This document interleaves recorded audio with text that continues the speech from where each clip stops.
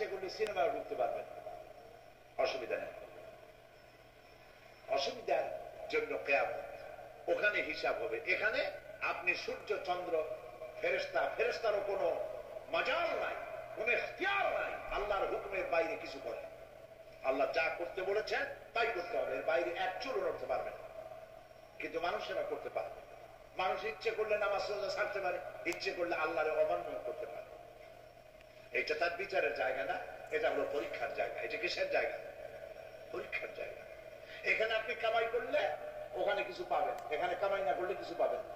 আরো সোজা করে বলি, কোন কৃষক, যে কৃষক আষাঢ় মাসে শ্রাবণ মাসে জমিন চাষ করে না, পৌষ মাসে তার গোলায় ধান আসবে? কথা বুঝেন নাকি বুঝেন? পৌষ মাসে গোলা ধান আসবে? কোন পাগলও বলবে না যে তুমি তো চাষ